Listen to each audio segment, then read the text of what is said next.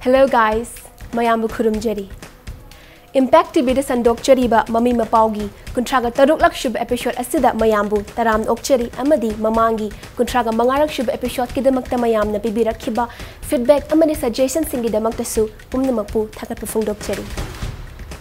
Ngasigi episode asida Kari Karama Mapao Sing na Laichel Oina Siamzeri Bagay Haibatu Mayam Thamzake. Hiyai Haina Minton ba Heroizat Nauribum gi wari, screenplay, lyrics amadi lamjing lamtak makhada puthok-tuna miyam da khudol tamnaba hotnariba film amagi mapao na ngasigi ahanba oina thamjari. Anishubu oina thamjari ba asina laklibu August ki tang 13 asida premiere show uttuna miyam da khudol tamnaba same sariba medium haina mingthon ba film amagi mapao ni. Sadar Hills ki thayong da pangthokhiba Pineapple Festival gi pawdam na ngasigi ahum suba mapao oina pujarakli. Mari Shuba Amadi Ngasigi, Aroy Boy Thamzariba Mapao Asina, candid talk with the director Hemant Kuman, who had introduced the viralness of Ambi to Manipur.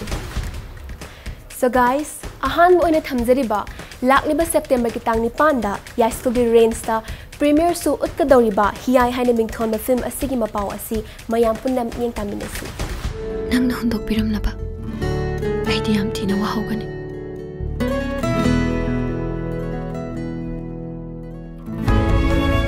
Adudi amutang kaina naga kyam wage habi samdu yengsira hai kibadai nangna noma ai udradi leiba ngamde tamo ayu ja hodre anoba ma semjara age rakho Taruni Film Production की banner मखाद हेरोजित नौरोइबम वारी screenplay lyrics अमदे लमजिंग लमताक मखाद पानखटपा हियाई हाइना मिंथोन मणिपुरी फीचर फिल्म अमा यास्कूल लेबर रेंज के लंपाक्ता लाकलिब सेप्टेम्बर 9 दा प्रीमियर शो उन्नबगी दमग सेम शाब लोइख्रे Rini na khudol tamliba film asida Sanjoy CS na camera gi thaudang lawri Napoleon Top na makeup kistin thapang magi matakka Pavitra na costume sing sponsor tawri atutamo angangi boarding gi fee thi da bayade kamai tawsige KSS Ramesh na putok liba film asida Biju na editor amadi VFX ki sintha pangli KSS Nishikant na co-producer oina thaudang lawri amadi Amarjit Laurembam amadi Rigid Lishamna Saipan ba sahek kyasu Amu Saikhom amadi Pusparani Anna sahek tamli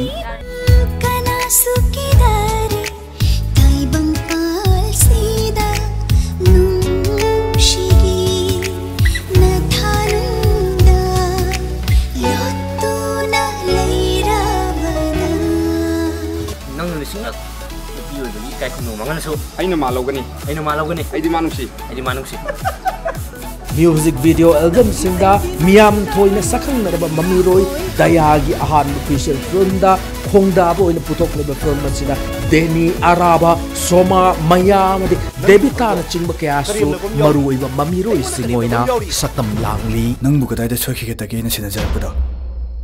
masigi thawdaw siya una boyramle tamo ai oi wa makatano Teng thaduna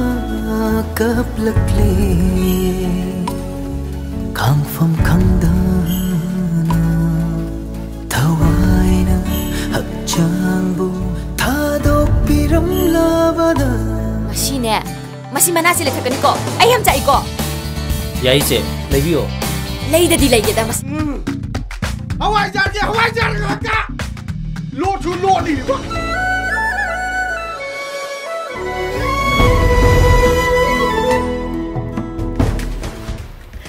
Wow, romance mai takibagi mawni. Anyway, soidana miyam na pamnaba film amo obiu production team da whisk bizari. Mathang na lokhat chariba Amarraj ki direction na puthok-tuna premiere show utnaba same sariba medium hariba Manipuri feature film asigi mapao asi amuk miing tamin asi.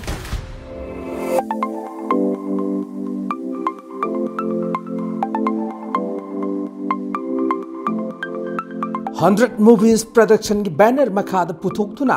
थासिग लाखले बतांग कुंतरुक्ता MSFDS की auditorium दा premiere show उठकदबा मीरेम हाइना मिंथोनबा Manipuri feature film में प्रेस शो पांगथोखरे तेरा लखर लेकायदा लेब फिल्म से प्रोड्यूसर RK कोको की संगाइदा हारिब थौरम से ngarang August स्कूल हुंदोई दा पांगथोखी बने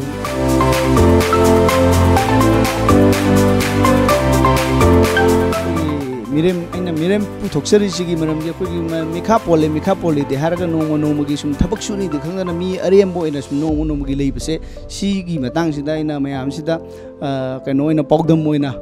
पुथोक्सबनी मिरेम मासी पॉलिटिक्स बु बिजनेस कुमना खनबा लुचिंग ब साब सिंगना खुनाये से चथरिबा अरान ब थवोंग सिंगबु करेम नदुना फागी वइना उथोंगना लाकनरिबा फिल्म से राजेश इजमगी वारी अमदि स्क्रीन प्ले दा युमफम ओइबना पुथोकबनी पुंग अनिगा मिनिट 15 की असांग ओइब फिल्म असिदा गोपी कोक अमदि एके यांगोय अदना सैपानबा सैरोल कयासु एके यांगोय सुरमा अमदि दिव्याना सहित तमगदौरी फिल्म से अमर रास न लमजिंग लमताकपगा लोइनना काइकू दयानंदा RK रंजू ईधौ श्याम धनी थोई थोई प्रकाश एल तायंजम मेमा रतन लाई अमदि खोइरोम लोया लाकपन चिंबा कयाना मरुइब ममीरोय सिंगोइना सक्तम लांगली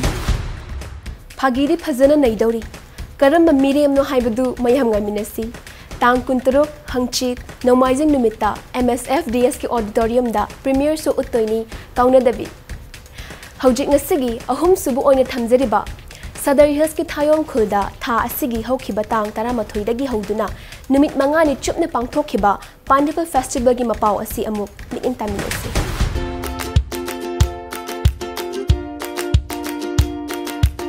सेनापति डिस्ट्रिक्ट की सदर हिल्स ईस्ट की मनुंग चना लेरिबा थायोंग खुलदा the progressive farmers society Thayong village ना सोशल वर्कर M पोइरे हेनबगी सेंथन मखादा मंगारक सुबा pineapple fair cum buyers and sellers में 2018 नुमित मंगानी चुप पांगथोखरे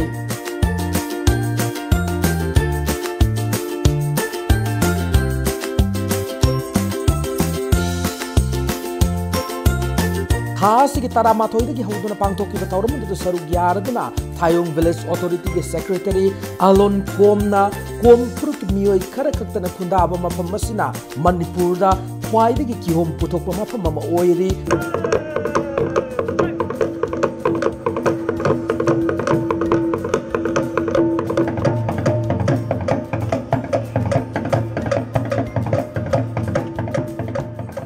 लेंगाक अमियंग संग वाटपना सही की ओइना किहोम कया पत्तन मांगले लमदम असगी मफम कया दा पांगथोकपगुम मफम असिदसु लेंगाकना मतेंग पांगबीदुना किहोम मेला पांगथोकतुना थायोंग खुलगी ओइनासु सावखतलनबा होटनबियो लेंगाक की तौसिलदा आचान मिराय नाइबिगनु हादि वाफम थमलखी लेंगाक की मतेंग याउद्रबसु यामना फजना सिनबिरी ओलकपा चहीसिंगदसु हेना चावना मपुंग फाना पांगथोकपा ngamba ओइबियु ngasiगी mari shuba amadi aroibu oina thamjariba music video album kaya mai pakni puthokhraba matung haujikna amuk magun leiba film kaya direction kana pirakliba Hemant Khumanga unaduna Mami Mapao gi teamna wari watai sanarubagi pawdam asi amuk punnam ing taminus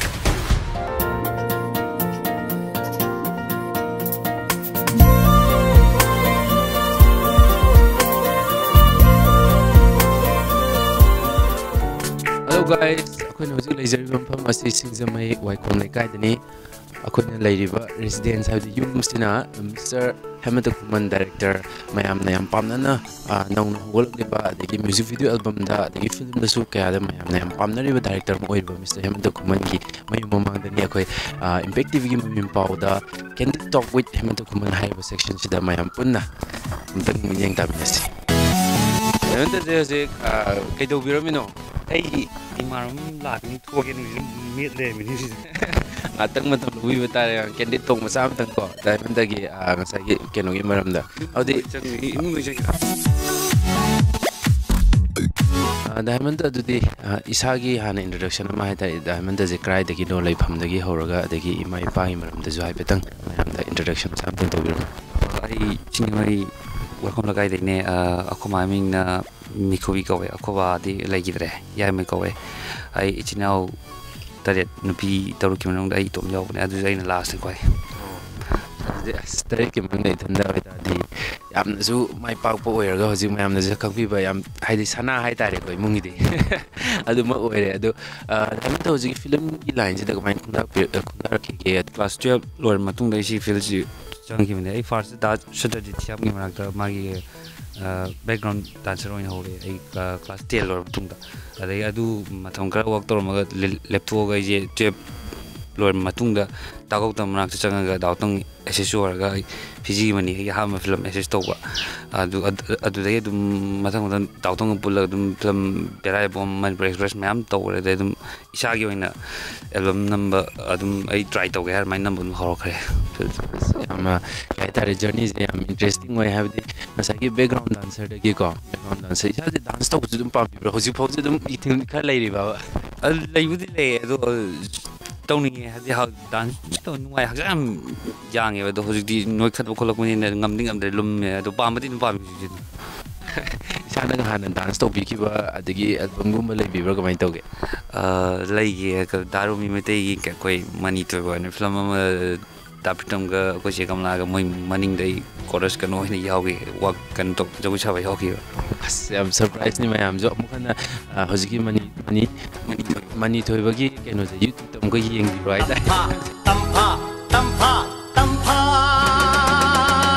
tampa ibe ma thamoi ai giraniyo koloi na tampa sak henbe thamoi ai giraniyo koloi na tampa sak henbe tika bil phang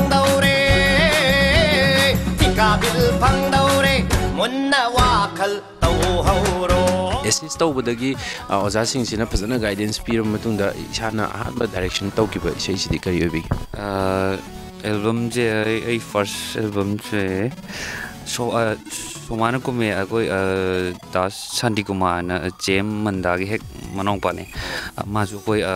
akhoi gi senior ore koi dance kan taw group le nga mana to ge hamda album nam je khoje to mai tana mana direction piela ki bai album je ham boina isai maming do election ngam dre aduda isana sum album je tor matunda khyamna khwai dagi haidi mayamna recognize to bi ki biza akoina jo sum kanjab da choirabi je khwai dagi jo most viral ogiba song amani me adugi haidi one of the Manipuri histories da hai tare album je da choirabi gi sina journey sina kamai to bi gi kamai lak bi gi no project se ko aduga idea se ga tang share to bi simasic story je da kan ogin bedoron jan gi youth ki film moin oiba anga to oiba jida ina sum isai je kamai hapsi ga dei amamam ngakta hapure moi ohum su ni na ang sima jung isai ohum lak du lak khot ba de ngasai mapa si ju wani mu tongana lak ni na ma gi isai mu hapa to je asum khanmum khangda de si ya roi na koi da bung wai se kon gi lyrics si do mai meng na rahul koi tana re bai ko main don main to je part oina kai do je singer si lemba mama gi vocal mam ni ga main to to je ha de gi hoi sema je ha ga sum phag gi ko sum sem ho gi ne ba sai je rahul na mai tune jam phaja bai ta adai esba si de ha ga khodak na ma da sorry na hayeng ne du dam ko gi ga yam thu na pa ni de ko ji betti le ge ga de ja si di postani ha ra de mai to gi sorry ta laglo ai ki pamu banangbu lamro ai ki thamoi pumba tambiro nung si bado naning tamna kisin biro chetna nanaptagi lindana hanguna liramai gi punsi se nung si ring nangi nung si bana thamoy ga tumna mesin khare leblabani go singlon ma patum dan mantana ngasai gi dancer dagi hora ga na kano direction pibagi matang do ina wakhan lakhip ja si je kari dagi lakhib na di direction rom je dan hena isana hena haigani hana khanjakiba natraga dance ki jiga difference se Rena iseng na dai dancer oina kan to ge artist ogin to lokhi di na teba adi for sangbam hadi film ji pa mo kamai sangno se khang da ba just Jagoi से यहाँ पाना चंगी सुने थे बा अरे मोर fossa कोई रास चटे मैं बेस लोगी बे मतलब जो कोई रही काउरे अरे ऐसे हैपनिंग जे खबर ना मैं सेकंड बेच कनी लोगे ना ठेंगना की भाई जे स्कूल हलागा मैं चट लगा तो फोन लॉस लगा आदि मैं फिल्म की मीम पुन मनी खोपनी मैं तो एंट्री से तो यार ना आई वाखलों नहीं को मैं तो चंगी ना यहाँ पाम ना आर्टिस्ट वाले खोले थोकी नहीं ना ते अजुम director on me wakolon dum sidahan changaba second step sumai lava aina sum plan am khotok jar mai to changi togi yam interesting way se thengna jang si thengnaram da di mayam ju khangmoi do ni ngasai gi film je paman na changning bagi upai ama haidi changning bagi tung do min sirak bodo ya yam interesting way aduga hojik joira bagi mathang da khoi pabu gi film je amna fadana hit ta kre ngasai gi akhoi gi haina bju lai board ki ga je board ki gate ka je kai gi film thodok lai adu diamond ta masa dei ta से thing है जो नुमित चुम सुमाइना पुंग मंगा अदा उता माले लाकान जे head traffic jam जे MFDC कितंग हेंदोरक बदे लेरमने अदा आई जे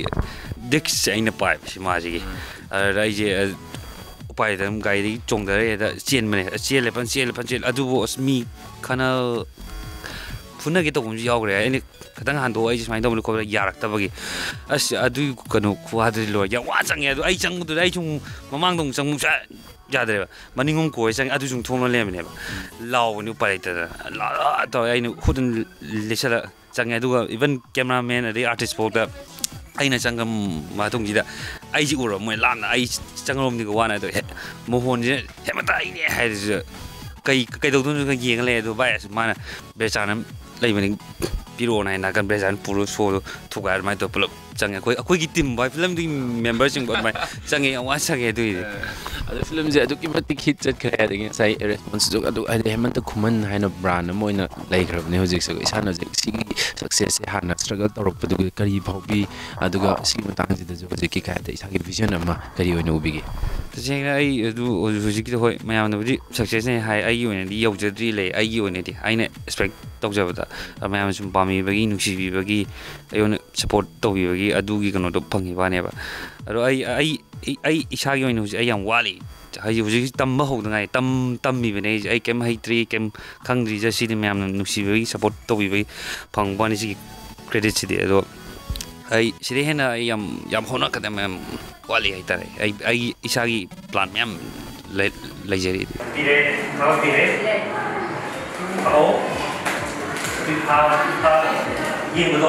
अदु लो ठीक है को केंद्र को सोमा क्यों तो बा होय अच्छे है रे रो ए हायो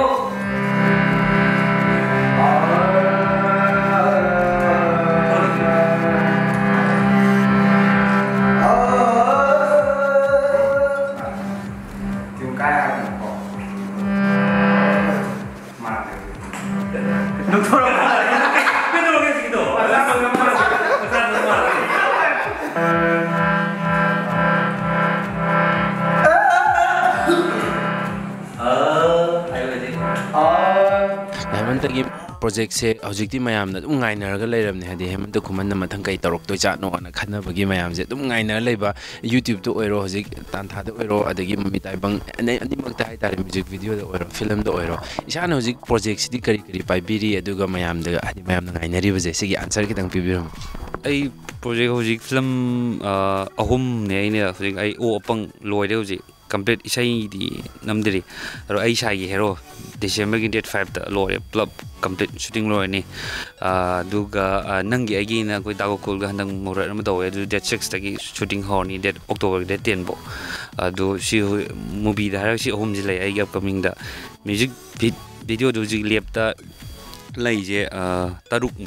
taruk mu pra hoji editing loi sam loi text ka thajala ga dum thado ni dum aduga number gi shooting ka ga hojala khochala loi da khota ba dum album manga da mu dum lai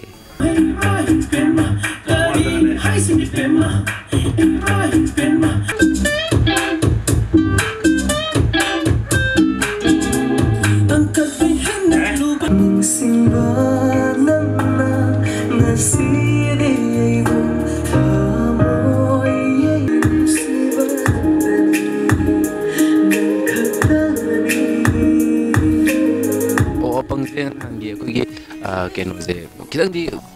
ꯀꯨꯏꯔꯕ ꯃꯥꯜꯂꯦ ꯃꯌꯥꯝꯅꯁꯨ ꯉꯥꯏꯅꯔꯛꯄꯗ ꯑꯣ ꯑꯄꯪꯁꯦ ꯑꯗꯨꯝ ꯉꯥꯏꯅꯔꯤꯕ ꯍꯧꯖꯤꯛꯁꯦ ꯑꯗꯨꯒ release ꯇꯧꯕꯒꯤ date ꯑꯗꯒꯤ ꯃꯌꯥꯝꯅ ꯑꯣ ꯑꯄꯪꯁꯦ ꯀꯔꯝ ꯀꯥꯟꯗ ꯈꯨꯗꯣꯜ ꯇꯝꯕꯤꯒꯅꯤ ꯍꯥꯏꯕꯗꯨꯃ ꯑꯣꯄꯪꯁꯦ ꯑꯩ ꯍꯟꯗꯛ ꯇꯧꯒꯦꯅ ꯇꯧꯕꯅꯦ ꯑꯗꯩꯗ ꯑꯩꯈꯣꯏ ꯌꯥꯝ ꯈꯤꯇꯪ ꯂꯨꯏ ꯁꯤ ꯐꯤꯂꯝꯁꯦ ꯂꯥꯏꯐ ꯁꯥꯎꯟꯁꯨ ꯇꯧꯋꯦ ꯄ꯭ꯔꯣꯝ ꯇꯧꯔ ꯅꯝꯗꯦꯕ ꯂꯣꯏꯅꯃꯛ ꯊꯥꯗꯣꯛꯍꯜꯂꯒ ꯑꯗꯨꯒ ꯉꯁꯥꯏꯒꯤ ꯌꯨꯝ ꯂꯣꯀꯦꯁꯟꯁꯤꯡꯁꯨ ꯑꯩꯈꯣꯏ ꯁ꯭ꯋꯥꯏꯗ ꯆꯠꯂ ꯅꯝꯗꯦꯕ ꯑꯩꯈꯣꯏ ꯁꯦ ꯇꯣꯟꯊꯣꯏꯔꯣ ꯃꯣꯏ ꯑꯩ ꯃꯣꯔꯣꯛ ꯏꯪꯈꯣꯜꯗ ꯁꯦꯠ ꯌꯨꯝꯁꯦ ꯅꯥꯃꯨꯛ ꯌꯨꯝ ꯑꯃ ꯅꯝꯃꯝꯃꯦ ꯅꯨꯡꯁꯤꯠꯅ ꯄꯥꯏꯊꯣꯛꯈꯤꯗꯅ ꯌꯨꯝ ꯑꯃꯁꯦ ꯃꯥꯟꯅꯕ ꯁꯥꯔꯒ ꯑꯃꯨꯛ ꯅꯝꯃꯤꯅꯦ ꯃꯇꯝ ꯌꯥꯝ ꯆꯪꯉꯦꯕ ꯑꯩ ꯕꯖꯦꯠꯁꯨ ꯈꯔ ꯆꯥꯎꯕ ꯐꯤꯂꯝ ꯑꯣꯏꯕ ꯑꯗꯣ ꯌꯥꯝ ꯋꯥꯅ ꯀꯩꯅꯣ ꯇꯧꯋꯦ ꯍꯧꯖꯤꯛ ꯑꯩ ꯄꯣꯁꯇꯔ ꯊꯥꯗꯣꯔꯛꯇ꯭ꯔꯤ ꯀꯔꯤꯝ ꯊꯥꯗꯣꯔꯛꯇ꯭ꯔꯤ ꯁꯤ ꯐꯤꯂꯝꯁꯤ ꯐꯥꯖꯤꯜꯂꯒ ꯄꯨꯂꯞ ꯊꯝꯃꯤꯅꯦꯕ ꯄ꯭ꯔꯗ꯭ꯌꯨꯁꯔꯗꯨꯒ ꯑꯩꯈꯣꯏ ꯅꯦꯛꯁ ꯌꯔꯒꯨꯝꯕ ꯄ꯭ꯂꯥꯟ ꯇꯧꯖꯩ ꯑꯗꯣ ꯊꯥ 4ꯃꯨꯛ ꯋꯥꯠꯂꯤꯉꯩꯗꯩ ꯄ꯭ꯔꯃꯣꯁꯟꯁꯦ ꯑꯗꯨꯃꯥꯏꯅ ꯍꯧꯖꯦꯅ ꯍꯧꯖꯤꯛ ꯀꯩꯝ ꯊꯥꯗꯣꯛꯇꯕꯅꯦ ꯑꯗꯣ ꯅꯦꯛꯁ ꯌꯔꯗꯗꯤ ꯑꯩ ꯁꯣꯏꯗꯅ ꯀꯩꯅꯣ ꯇꯧꯔꯅꯤ ꯁꯤ ꯐꯤꯂꯝꯁꯦ ꯑꯣꯄꯪꯁꯦ ꯌꯥꯝꯅꯁꯨ ꯅꯨꯡꯉꯥꯏꯗꯧ ꯃꯥꯜꯂꯦ ꯉꯁꯥꯏ ꯌꯨꯝꯒꯁꯦ ꯐꯖꯅ ꯁꯤꯗꯣꯛꯑꯒ ꯅꯧꯅ ꯑꯃꯨꯛ ꯁꯥꯔꯒ ꯇꯧꯔꯤꯅꯦꯕ ꯑꯩꯈꯣꯏ ꯆꯤꯇꯧꯕꯅꯗꯤ ꯅꯨꯡꯁꯤꯠꯅ ꯍꯨꯝꯕꯗ ꯌꯥꯎꯈ꯭ꯔꯕ ꯑꯗꯨꯗꯩꯗꯤ ꯎꯄꯥꯏ ꯂꯩꯇꯗꯅ ꯑꯗꯨꯒ ꯑꯣꯄꯪꯁꯤꯒꯤ ꯀꯩ ꯍꯥꯏꯇꯥꯔꯦ ꯁ꯭ꯇꯣꯔꯤꯁꯤꯒꯤ ꯈꯤꯇꯪ ꯂꯥꯏꯟ ꯑꯃ ꯍꯥꯏꯇꯥꯔꯦ ꯃꯥꯒꯤ ꯀꯩꯅꯣꯁꯦ ꯕꯦꯛꯕꯣꯟꯁꯦ ꯀꯟꯁꯦꯞꯁꯦ ꯀꯃꯥꯏꯅ ꯂꯩꯕꯤꯒꯦ ꯁꯦ ꯊꯕꯛ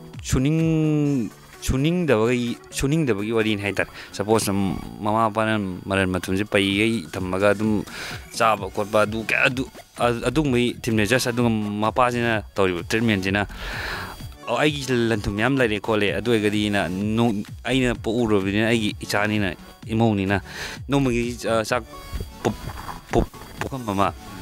ꯏꯟꯖꯥꯡ ꯇꯦꯡꯀꯣꯠ ꯑꯃ ꯏꯁꯤꯡ ꯒ꯭ꯂꯥꯁ ꯑꯃ ꯁꯤꯗ ꯍꯦꯟꯅ ꯀꯔꯤꯝ ꯄꯤꯗꯕ ꯃꯄꯥꯁꯤꯅ ꯃꯣꯏꯗ ꯍꯥꯏꯗꯤ ꯆꯥꯡꯌꯦꯡꯅꯦꯕ ꯑꯗꯨꯒꯨꯝꯕ ꯌꯨꯝ ꯑꯃꯈꯛ ꯃꯨꯟꯅꯕꯒꯤ ꯋꯥꯔꯤꯅꯤ ꯑꯇꯩ ꯀꯩꯝ ꯂꯩꯇꯦ ꯀꯣꯃꯦꯗꯤꯗꯤ ꯑꯣꯏꯗꯣꯏꯔꯦ ꯍꯧꯗꯣꯛꯂꯕ ꯀꯣꯃꯦꯗꯤ ꯉꯥꯛꯇꯅꯦ ꯌꯥꯝ ꯅꯨꯡꯉꯥꯏꯗꯧ ꯃꯥꯜꯂꯦ ꯑꯗꯨꯒ ꯑꯣꯄꯪꯁꯤꯁꯨ ꯐꯖꯅ ꯉꯥꯏꯅꯔꯦ ꯑꯗꯒꯤ ꯑꯩꯒꯤ ꯁꯥꯏꯒꯤ ꯍꯦꯔꯣꯁꯤꯁꯨ ꯄꯣꯁꯇꯔꯗꯤ ꯍꯧꯖꯤꯛ ꯊꯥꯗꯣꯛꯑꯦ ꯃꯌꯥꯝꯅꯁꯨ ꯍꯥꯏꯗꯤ ꯀꯩꯅꯣꯗ ꯑꯣꯏꯔꯣ ꯀꯩꯅꯣꯗ ꯏꯟꯁꯇꯥꯗ ꯀꯩꯗ ꯑꯗꯨꯝ ꯊꯥꯗꯣꯛꯄꯗ ꯑꯩꯈꯣꯏꯅ ꯎꯖꯕꯗ ꯌꯥꯝꯅ ꯅꯨꯡꯉꯥꯏꯗꯧ ꯃꯥꯜꯂꯦ ꯑꯗꯒꯤ ꯌꯥꯝ ꯍꯥꯏꯇꯥꯔꯦ ꯃꯁꯥ ꯌꯥꯝ ꯅꯥꯜꯂꯒꯀꯣ ꯌꯥꯝ ꯐꯖꯗꯧ ꯃꯥꯜꯂꯦ ꯑꯩꯒꯤ ꯁꯥꯏꯒꯤ ꯍꯦꯔꯣꯁꯤꯅ ꯍꯧꯖꯤꯛ ꯈꯥꯕꯣꯍꯩꯁꯨ ꯃꯣꯏ ꯃꯦꯟꯅꯦ ꯑꯩ ꯁꯥꯏ ꯍꯦꯔꯣꯁꯤꯅ ꯑꯃꯨꯛ ꯄꯨꯔꯥ ꯌꯨꯠꯀꯤ ꯁ꯭ꯇꯣꯔꯤꯅꯤ ꯍꯥꯏꯗꯤ ꯔꯣꯃꯥꯟꯇꯤꯛ ꯐꯤꯂꯝꯅꯦ ꯌꯨꯠ ꯍꯥꯏꯗꯤ ꯖꯣꯅꯤ ꯈꯥꯕ ꯕꯂꯥ ꯁꯣꯃꯥ ꯑꯩꯁꯨꯔꯁ ꯃꯣꯏ 5ꯒꯤꯅꯦꯕ ꯑꯍꯟꯅꯗꯤ ꯈꯤꯇꯪ ꯁꯤ ꯈꯤꯇꯪ ꯌꯦꯡꯕꯗ ꯈꯤꯇꯪ ꯄꯥꯝꯄꯥꯠ ꯑꯣꯏꯗꯕ ꯐꯤꯂꯝꯗꯤ ꯑꯣꯏꯒꯗ꯭ꯔꯥꯅ ꯈꯜꯂꯦ ꯑꯗꯨꯕꯨ ꯈꯪꯗꯦ ꯑꯗꯨꯒ ꯌꯨꯠꯀꯤ ꯑꯣꯏꯅꯗꯤ ꯑꯩ ꯌꯨꯠꯇ ꯕꯦꯁ ꯇꯧꯔ ꯅꯝꯕ ꯐꯤꯂꯝꯅꯦ ꯁꯤ ꯐꯤꯂꯝꯁꯤꯗꯤ ꯄꯨꯔꯥ ꯇꯣꯇꯦꯂꯤ ꯌꯨꯠꯀꯤ ꯐꯤꯂꯝꯅꯦ